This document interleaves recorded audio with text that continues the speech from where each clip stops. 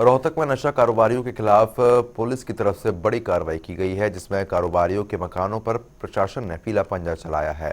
नशा बेचने वालों को पहले ही नोटिस दे दिया गया था, बावजूद इसके नशा तस्कर अपनी करतूतों से बाज नहीं आए हैं।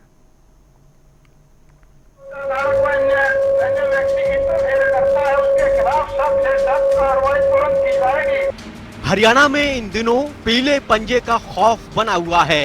प्रशासन ने आपराधिक छवि वालों पर ऑपरेशन बुलडोजर चला रखा है। प्रदेश में शहर शहर प्रशासन अपराधियों पर बुलडोजर से प्रहार कर रहा है। हरियाणा में अमूमन हर जिले में हर रोज इस तरह की कार्रवाई चल रही है। इसी कड़ी में रोहतक में भी आज 2 मकानों को जमींदोज किया गया।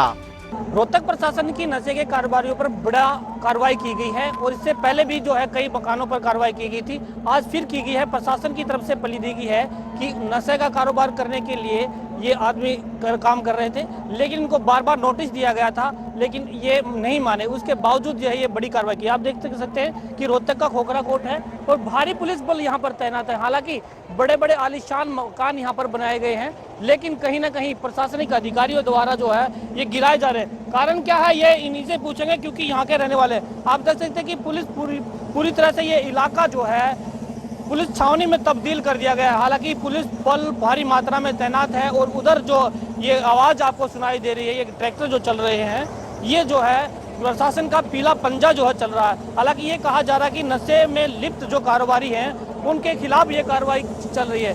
पुलिस फोर्स यहाँ पर तैनात है, पुलिस अधिकारी भी यहाँ पर तैनात है। आप देख सकते हैं कि पूरी तरह से ये कार्रवाई की गई है। प्रशासन की ये कार्रवाई नशा तस्करों के खिलाफ थी। बताया जा रहा है कि ये मकान पुरातत्व विभाग की जमीन पर बनाए गए थे। साथ ही इन मकान मालिकों पर कई आपराधिक केस भी दर्ज थे।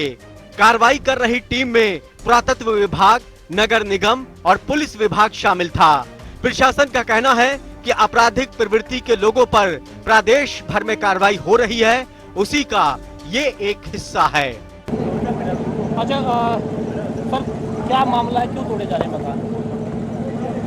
ये निगम की ज़मीन है, रेवेन्यू रिकॉर्ड में हमारी निगम की ज़मीन है और इनके खिलाफ कंप्लेंट्स भी हैं। ये नशे का कारोबार करने की कंप्लेंट्स है हमारे पास। तो इनको 3-4 दफ़ा हमारे को नोटिस भी दिए हैं, हमने इनको, निगम ने भी दिए, पुरातत्व विभाग ने भी दिए। नोटिस देने के बावजूद भी उन्होंने मकान खाली नहीं किया और अपने आप तो डिमोलिश नहीं किया, तो हमने एक्शन लेना पड़ा।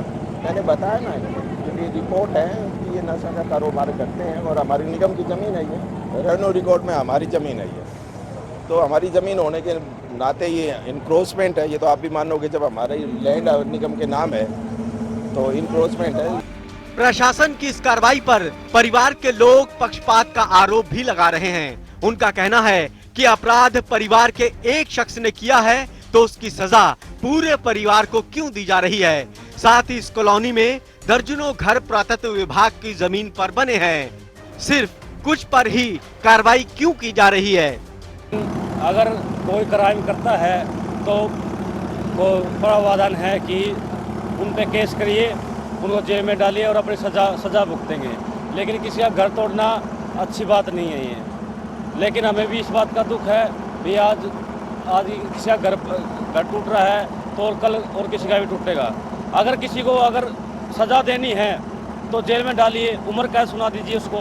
हमारे पास जो नोटिस आए थे उस नोटिस में मेंशन था कि भाई जो कि पुरातत्व विभाग की तरफ से नोटिस आया है और ये प्रशासन बोल रहा है भी आप नशा बेचते हो, आप अवैध जगह पे आपने मकान बनाए हुए हैं, ये कर रहे थे। लेकिन पुरातत्व विभाग तो पूरा है, पूरी कॉलोनी है, चाहे तो पूरी कॉलोनी को तोड़, नहीं तो ये घर को क्यों तोड़ रहे हो।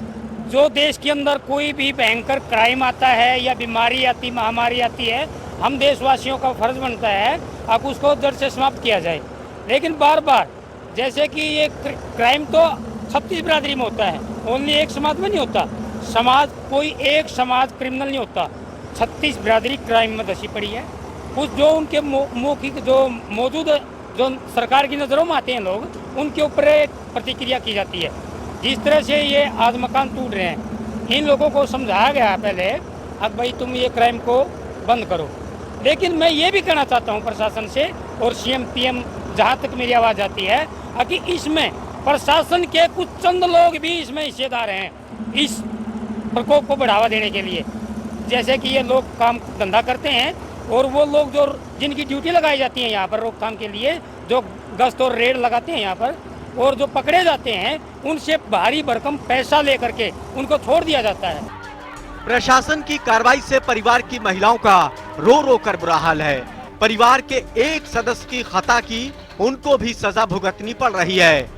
वहीं किसी तरह कार्रवाई में अड़चन नहीं आए, इसको लेकर भारी पुलिस फोर्स का बंदोबस्त किया गया। पुलिस का कहना है कि ऑपरेशन बुलडोजर से पहले परिवार को नोटिस दिया गया था। नोटिस पूरा होने पर ये कार्रवाई की गई। आर्कोलॉजी सर्वे ऑफ इंडिया की तरफ से इनको पहले भी नोटिस दिए गए थे, लेकिन बेसिकली जो एनडीपीएस के काम में जो अवैध निर्माण के साथ साथ जो एनडीपीएस के काम में थे, सलीब थे और जिनके ऊपर 10 से 15 मुकदमे दर्ज थे, वैसे लोग जो हैबिचुअल हैं उनको चुना गया है और उनके ही निर्माण को डिमोलिश किया गया है। इन लोगों को पहले नोटिस दिया गया था कब?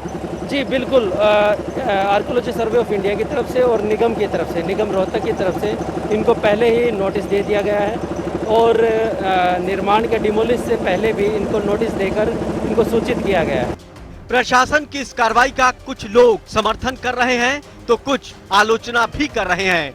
वही प्रशासन को भरोसा है कि इस तरह के अभियान से प्रदेश में अपराध पर अंकुश लगेगा। अब देखना यह है कि प्रशासन का ऑपरेशन बुलडोजर क्राइम को कंट्रोल करने में कितना कारगर साबित होता है। देखिए, पुलिस बल पूरी तरह से यहाँ पर तैनात कर दी गई है क्योंकि चप्पे चप्पे पर नजर है, क्योंकि ये कहा जा रहा है कि नशे के खिलाफ जो कार्रवाई की गई है वो जो है इसको लेकर कहीं ना कहीं ये बड़ी कार्रवाई है। लेकिन देखना ये होगा कि जो और लोग भी नशे में सम्मिलित हैं, क्या उनके खिलाफ भी ये कार्रवाई की जाएगी। हालांकि अभी तक जो है सरकार द्वारा यही कहा जा रहा है कि जो लोग नशे के कारोबार में सम्मिलित होंगे उनके खिलाफ इसी तरह की कार्रवाई होगी ताकि नशे को जड़ से खत्म किया जा सके। रोहतक से जनता टीवी के लिए संजय कुमार।